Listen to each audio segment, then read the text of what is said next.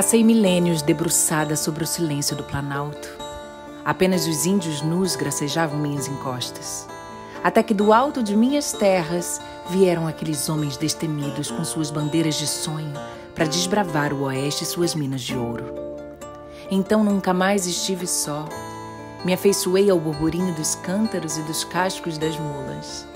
De longe vi aquela gente deserdada e obstinada construindo o dia seguinte com as próprias mãos. Aninhei em meu colo quente os trilhos e pari os tubos que como artérias me ligariam para sempre à vida daquela pequenina vila insaciável. Mas não fui mãe.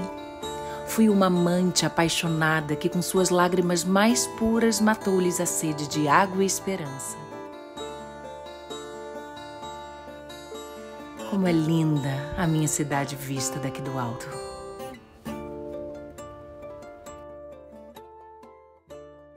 Hoje o que nós vemos na Serra da Cantareira, em toda a região do norte de São Paulo, são as raízes de uma antiga cadeia montanhosa. Talvez uma cadeia montanhosa não tão, vamos dizer assim, exuberante como os Andes ou o Himalaia, mas talvez tão grande quanto.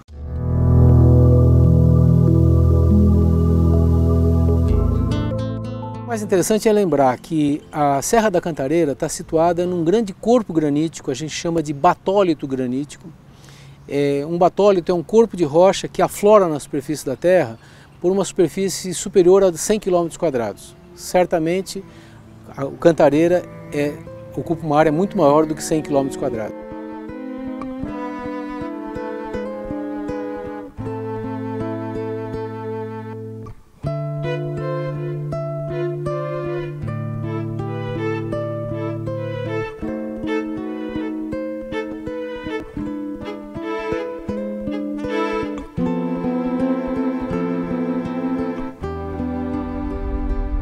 Sua formação pelo acúmulo de magma remonta a cerca de 80 milhões de anos, erguendo seus primeiros e imponentes volumes, e que posteriormente foram reiterados por impactos tectônicos. Um esforço brutal da natureza para modelar uma linda cadeia de montanhas alongadas, com altitudes que variam entre 750 a 1.215 metros. Então essas rochas do Pré-Cambriano, você imagina que devesse ser uma grande bacia sedimentar, talvez na borda de uma placa, talvez na margem de um continente, que foram sendo deformadas à medida que duas placas se chocaram naquela época, naquele passado da Terra. À medida que essas placas se chocam, as rochas se deformam, se metamorfizam e se dobram. E elas estão em condições plásticas. E nessas condições você tem um incremento muito grande de pressão e temperatura. O calor é tanto que chega a fundir uma parte dessas rochas. A fusão vai formar magmas, esses magmas vão gerar granitos. E os granitos se intrometem nas rochas que estiverem por perto e se instalam.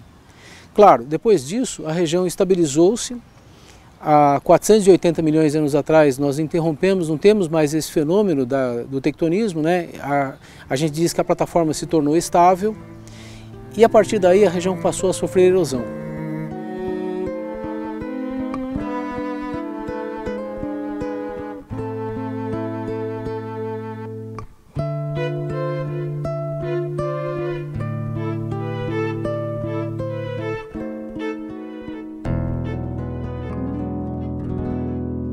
Aqui em São Paulo nós tínhamos 3 grupos.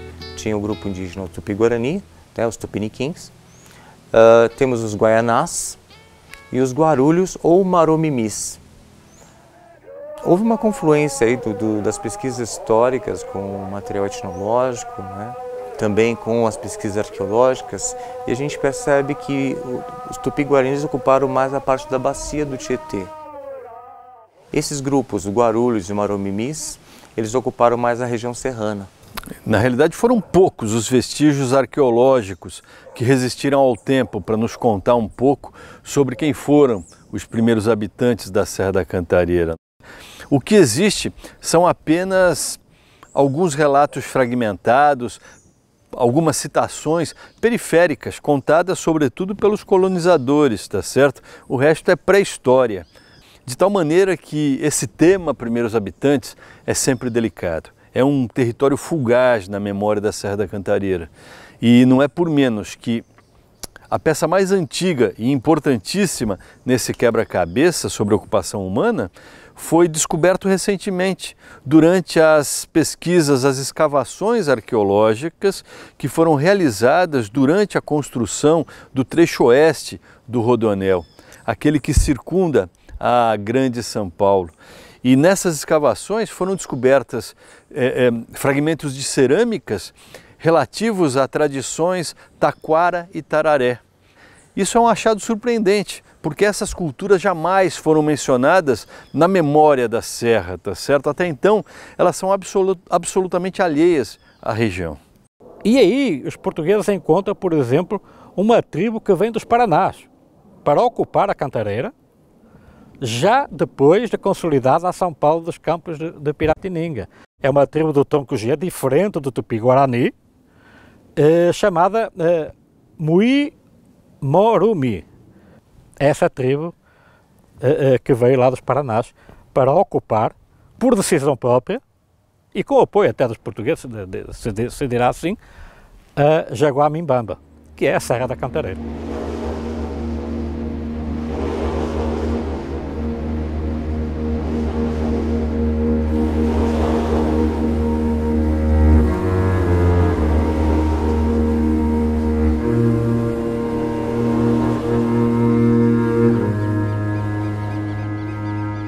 Do ponto de vista histórico, é possível apenas contextualizar a ocupação da Serra da Cantareira a partir do século XVI, quando os europeus chegam ao Brasil. Eles encontraram um território absolutamente povoado, sobretudo nessa região entre a serra e a costa, cuja população indígena, segundo estimativas, era de aproximadamente 5 milhões de indivíduos.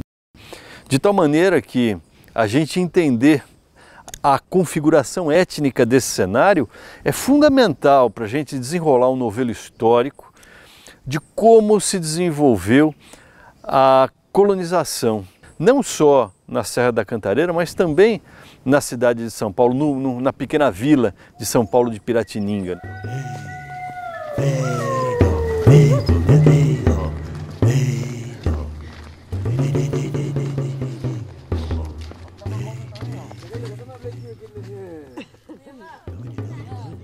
Que essa área era intensamente ocupada por grupos indígenas, tá? Isso é bastante demarcado, né? E aí, historicamente, a gente começa a perceber que teve dois rumos de ocupação, tá?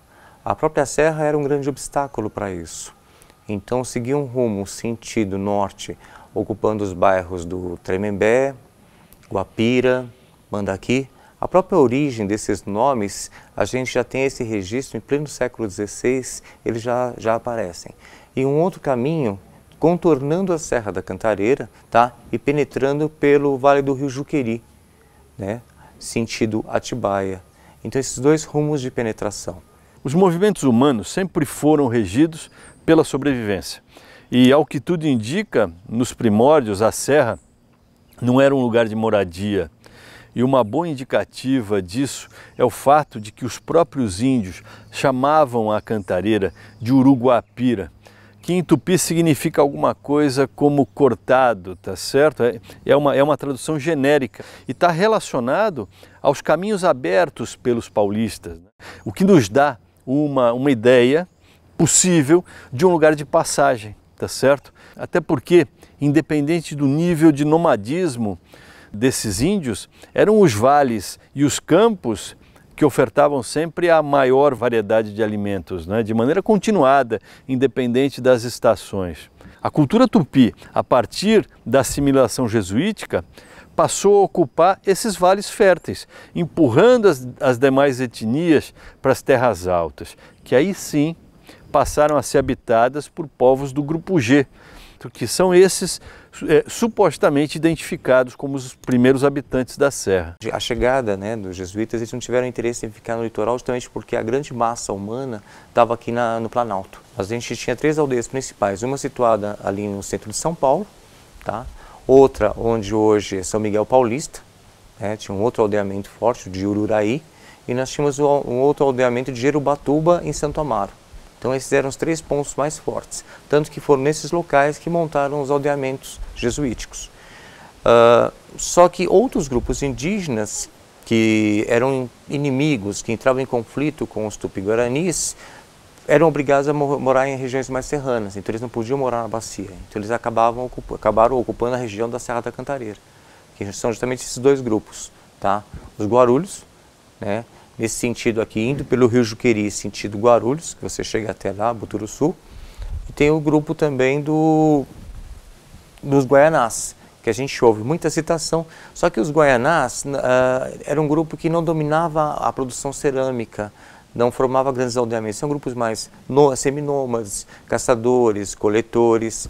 Então a gente tem assim, do ponto de vista arqueológico, você tem menor densidade de vestígios.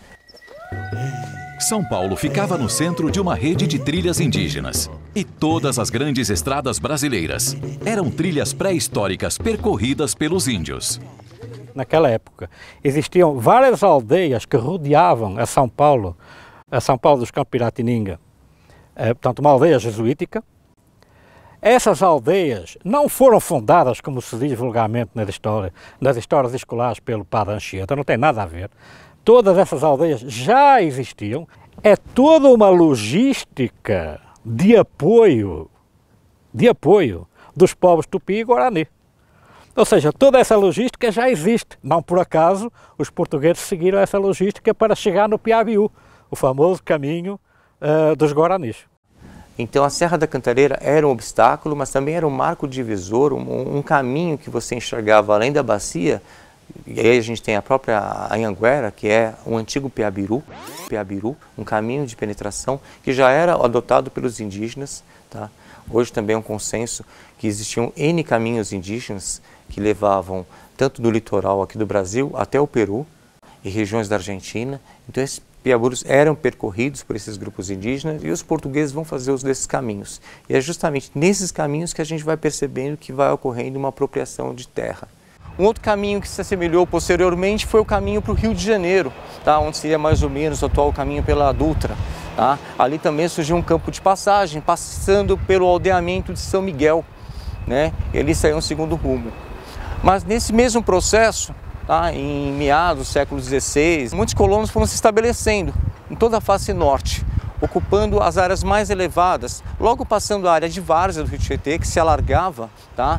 Penetrando ali um pouco por Santana, embrenhando-se entre a freguesia do Ó e a Casa Verde, e os colonos foram estabelecendo nas partes mais elevadas. Então já aparece a solicitação de sesmarias na região de Guapira, Tremembé, Tucuruvi, Mandaqui, que são as primeiras sesmarias que se colocam. Então, naturalmente, hoje, que é importante a gente perceber que a cidade ela foi tendo uma sobreposição de memórias, de histórias. Então, você, de certa forma, olhando algumas avenidas, ruas, alguns trajetos, você consegue perceber antigos caminhos. É um caminho só. O caminho saindo pelo alto da serra, cruzando, e o Jaraguá é o grande ponto de chegada. É o grande ponto de chegada nessa região. Eu tenho nítida impressão, relatos dos nossos indígenas mesmo, de visitas de povos mais organizados. É meio natural esse caminho de borda do Piabiru, me parece um caminho natural e não só passava por aqui, seguia para o norte.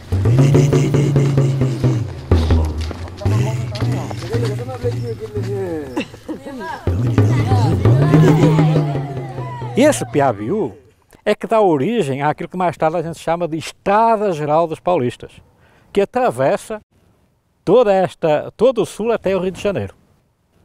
E de lá, mais tarde, século XVII, final do século XVII, com as chamadas Minas Gerais, a partir de Cataguases, é que se dá origem à região, à capitania de Minas Gerais.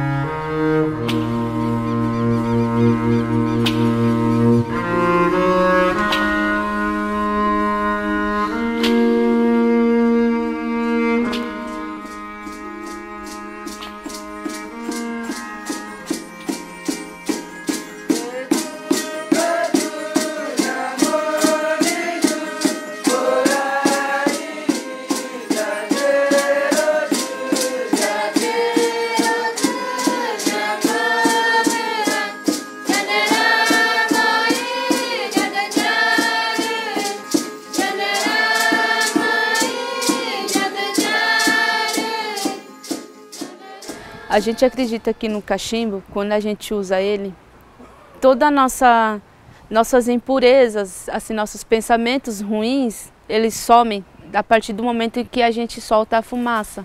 Pra gente é uma coisa boa. Pra gente, o nosso cachimbo é a mesma coisa de uma Bíblia. Para um evangélico, o cachimbo é a coisa mais importante que a gente tem. Assim, então a gente acredita que ela vai direto para Deus, que leva os nossos pensamentos para Ele. E a gente pede, assim, e aos poucos vai saindo. E aos poucos a gente vai ficando bem espiritualmente, né? Então para nós, Petenguá é muito importante e ninguém vai fazer a gente deixar de usar. Nosso Deus é o Deus que fez as matas, que fez os animais, os rios, que é o que a gente mais preserva. Nosso Deus é Tupanianderu, né, que é chamado na nossa língua. A gente não tem imagem dele. Cada um imagina ele do jeito que quer. Cada um imagina... A minha filha diz que imagina ele um homem bem grande, com cabelo bem comprido. Um índio, ela fala que ele parece um índio. Ela fala que vê ele no sonho, ela vê Deus no sonho, um índio. Então, assim, cada pessoa, desde criança até nós adultos, tem um modo de imaginar Deus. A fé é igual.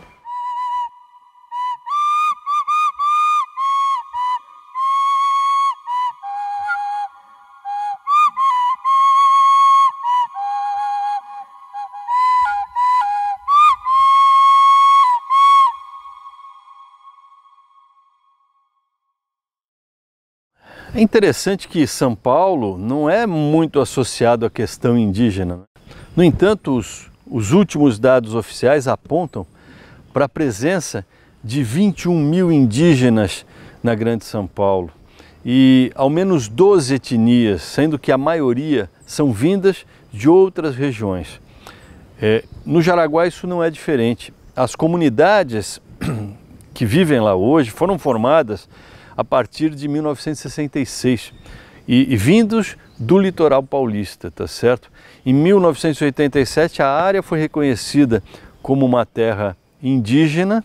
Ali, assim como qualquer cultura, os povos indígenas se transformam, o ser humano se miscigena naturalmente e com o tempo começam a absorver características novas conforme entram em contato com o mundo urbano tão intenso em torno da aldeia. Mas a gente não pode se enganar, lá a cultura ainda é muito viva, né? Mesmo nas escolas hoje, o currículo está adaptado não só à língua guarani, mas também a aspectos da cultura étnica. Temos duas aldeias aqui hoje, né, que é reconhecida pelo Estado. A área do parque, né, do Parque Estadual do Pico do Jaraguá, ele era um território indígena, né, onde já tinha os guaranis morando ali. Tecoapuaú quer dizer aldeia nova, né, uma coisa nova. Puaú é novo. E Tecoaitu quer dizer pedras, né, aldeia da pedra.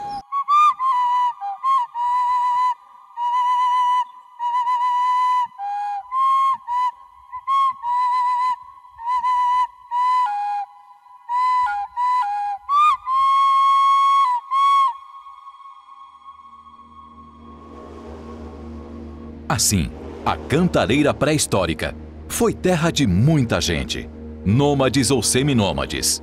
E apenas com a chegada dos europeus, serviria como uma colossal trincheira que abrigaria os índios na condição de donos da terra e que, ironicamente, lhes serviria ao mesmo tempo como abrigo e exílio.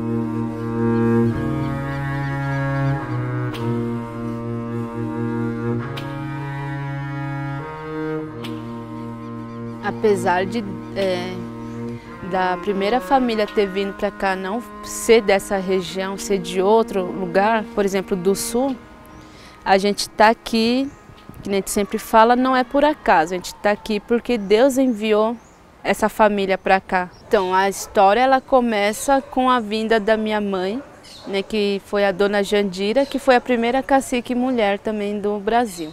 Onde acho que os antepassados foram buscar ela lá bem longe para trazer para cá, porque eles sabiam que hoje a gente ia estar aqui defendendo um lugar que era um deles.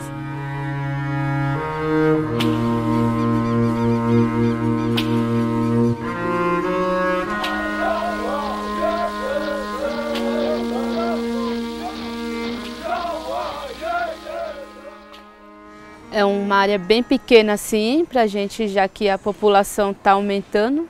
Temos algumas pessoas que são casadas com pessoas brancas não indígenas, né? Que na nossa língua a gente fala Juruá. Mas se a pessoa Juruá quer vir morar na aldeia, ele tem que aceitar o nosso modo de viver. Essas aldeias, elas estão espremidas entre a mata da reserva estadual de um lado e a periferia pobre, desordenada da região oeste de São Paulo. A gente, quando olha de longe, parece um agrupamento de construções muito simples e sem nenhuma urbanização ou saneamento. É muito mais parecido com uma favela da Grande São Paulo do que com uma aldeia, tá certo? Mas assim que nós chegamos, nós escutamos uma música muito bonita com arranjos de rabeca, de viola, e fomos seguindo esses sons, tá certo? Até chegar no que eles chamam da Casa de Reza. E ali a gente encontrou um grupo de jovens cantando em língua guarani. Eles estavam cumprindo rituais. E são atividades que são sempre concentradas nessa casa de rezas, que eles chamam de opi. É uma construção de pau a pique e taipa de mão, e que fica bem no centro da aldeia. Realmente são momentos como esse no nosso trabalho que dão a dimensão do papel da cultura na formação de um povo. Ali, no meio do caos urbano, a fé e a música são sinais de resistência. Em um mundo que se torna cada vez mais parecido, mais homogêneo, eles continuam resistindo.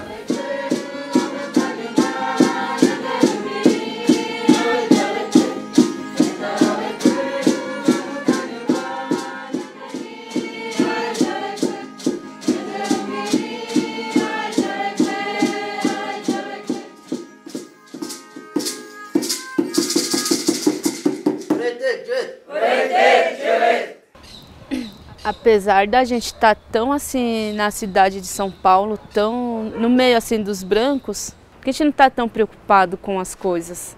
A gente está vivendo e sempre acreditando que amanhã vai ser melhor. Não dá para a gente sair daqui, porque o nosso lugar é aqui. Temos os nossos filhos aqui, né? Estamos criando eles para serem pessoas do bem, para continuarem cuidando daqui. A gente fala que o Jaraguá é uma terra sem males.